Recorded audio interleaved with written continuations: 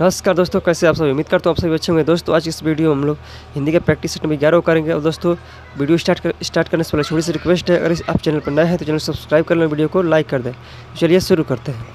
देखिए question number 1 है, युगांत के कवि कौन है? युगांत के कवि कौन है? रामनरेश त्रिपाठी, सूर्यकांत त्रिपाठी निराला, जयशंकर प्रसाद या सुमित्रानंदन पंत? तो इसका right answer option number D, Sumitranandan Pant. युगांत किसकी रचना है? सुमित्रानंदन पंत की है। देखिए अगला प्रश्न है, देखिए प्रश्न नंबर अगला है, परिमाणवाचक क्रिया विशेषण का वाक्य होगा वह बहुत थक गया है, या वह अभी अभी गया है, या वह अंदर बैठा है, या वह अब भली भांति नाच लेता है। तो इसका right answer option number A, वह बहुत थक गया है। देखिए इसमें बहुत जो है परिमाण को बता रहा है, इसलिए परिमाणवाचक क्रिया विशेषण हो जाएगा। अब देखिए अगला प्रश्न है, त्रिवेणी शब्द में त्र वर्षों के योग से बना है। देखिए यहाँ वर्षों नहीं होगा, वर्णों होगा। तो किससे किससे मिलकर बनाता है? त्र किस किस से मिलकर बना होता है? तो अधा त और र से मिलकर बनता है। अधा त और र से। तो इसमें कौन से में दे रखा है? तो ऑप्शन नंबर सी में दे रखा है, यानी कि ऑप्शन नंबर सी इसका राइट आंसर हो जाएगा। देखिए अगला प्रश्न है, कन्नड़ का संबंध किस भाषा परिवार से है? कन्नड़ का संबंध किससे है? तो द्रविड़ भाषा परिवार से, यानी कि ऑप्शन नंबर बी इसका राइट आंसर हो जाएगा। देखिए अगला प्रश्न है, वह ऐसा दौड़ा कि सब पीछे रह गए। वाक्य में ऐसा है, ऐसा कौन सा है? क्रिया विशेषण है, या विशेषण है, या संज्ञा, या अव्यय? तो ऐसा क्या है? तो ऐसा क्या है? ये अव्यय है, यानी कि ऑप्शन नंबर डी इसका राइट आंसर है। देखिए अगला प्रश्न है, राम ने खाना खाया होगा कौन सी क्रिया है? देखिए अपूर्वभूत, संदिग्धभूत, या हेतुमतभूत, या असन्नभूत? तो इसका राइट आंसर क्या हो जाएगा? Option number B, संदिग्धभूत।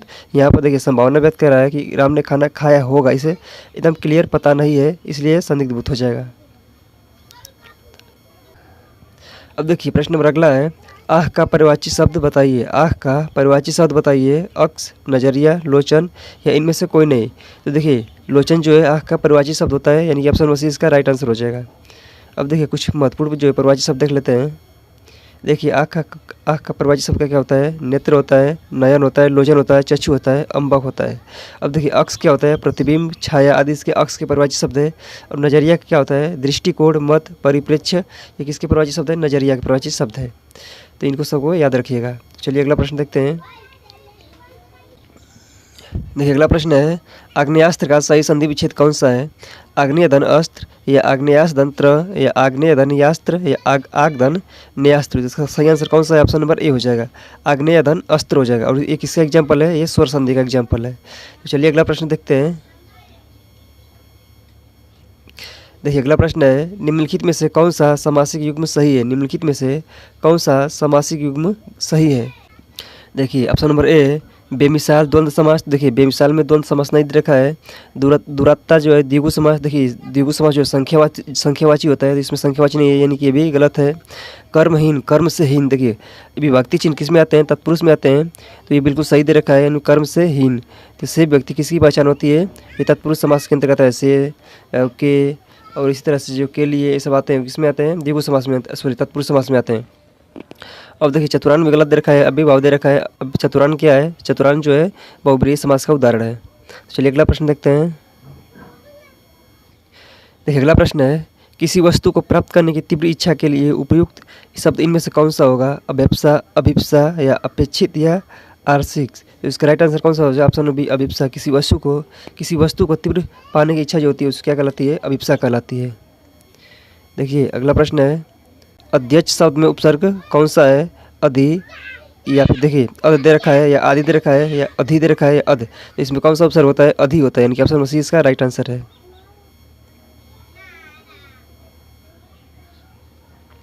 देखिए निम्नलिखित में से वचन की दृष्टि से असंगत युग्म है, हमें इसमें से असंगत चुनना है, मतलब गलत छटना है। देखिए सर्दी का सर्दियाँ होता है, बिल्कुल सही दे रखा है। वाहन का वाहने होता है, बिल्कुल सही दे रखा है। गुब्बारा का गुब्बारे होता है, बिल्कुल सही दे रखा है। और जो झाड़ी का होता है, झाड़ियों दे रखा है, बिल्कुल ये गलत दे रखा है, और हमें असंगत ही छाटना था, यानी कि ऑप्शन में डी इसका राइट आंसर हो जाएगा। देखिए झाड़ी का बहुवचन क्या होता है? झाड़ियाँ होता है। तो चलिए अगला प्रश्न देखते हैं। देखिए अगला प्रश्न है, निम्नलिखित प्रश्न में 4 विकल्पों में से उस विकल्प का चयन करें जो क्रिया के भेद वाला सही विकल्प हो। देखिए शिक्षक ने विद्यार्थी को पुस्तक पढ़वाई। शिक्षक ने विद्यार्थी से पुस्तक पढ़वाई, ठीक है। तो देखिए जब कोई कार्य स्वयं न कर दूसरे से करवाया जाता है तो उसे कौन सी क्रिया कहते हैं? प्रेरणार्थक क्रिया कहते हैं। कौन सी क्रिया? प्रेरणार्थक क्रिया। तो कौन से ऑप्शन में दे रखा है, यानी कि ऑप्शन नंबर ए में दे रखा है, यानी कि ऑप्शन नंबर ए इसका राइट आंसर हो जाएगा। अब देखिए अगला प्रश्न है, निम्नलिखित में से संज्ञा की दृष्टि से असंगत युग्म है। देखिए बंदर जातिवाचक संज्ञा बिल्कुल सही दे रखा है, मोटाई भाववाचक संज्ञा ये भी बिल्कुल सही दे रखा है, नेपाल व्यक्तिवाचक संज्ञा बिल्कुल सही दे रखा है, और घृणा जातिवाचक संज्ञा देखा है ये गलत दे रखा है, और हमें असंगत ही चुनना था, यानी कि ऑप्शन नंबर डी इसका राइट आंसर है। देखिए घृणा क्या है, घृणा कौन सी संज्ञा है, ये भी भाववाचक संज्ञा है। तो चलिए अगला प्रश्न देखते हैं। देखिए अगला प्रश्न है, निम्नलिखित विलोमार्थी शब्द युग्मों में निम्नलिखित विलोमार्थी शब्द युग्मों में असंगत है। अतरंग का बहिरंग होता है बिल्कुल सही दे रखा है, अल्पायु का दीर्घायु होता है बिल्कुल सही दे रखा है, अनुराग का राग दे रखा है, यानी ये गलत दे रखा है, और ये हमें छांटना था। देखिए अनुराग का क्या होता है, विराग होता है, अनुराग का विलोम शब्द विराग होता है। देखिए और अमर का जो है मर्थ होता है, यानी कि ऑप्शन नंबर सी इसका राइट आंसर है। अब देखिए अगला प्रश्न है, जिलाधिकारी ने सबको उपस्थित रहने का निर्देश दिया, इनमें से कौन सा वाच्य है, कर्मवाच्य, कर्तृवाच्य, कर्म एवं कर्तृवाच्य या उपयुक्त में से कोई नहीं। तो इसका राइट आंसर क्या है, ऑप्शन नंबर बी कर्तृवाच्य। जब भी आप यहाँ पर आपको ने विभक्ति मिल जाती है तो ने विभक्ति किसकी पहचान होती है, ये होती है कर्तृवाच्य की, यानी कि ऑप्शन नंबर बी इसका राइट आंसर है। दोस्तों आज के लिए इतना ही, मिलते हैं अगले वीडियो में, तब तक के लिए जय हिंद।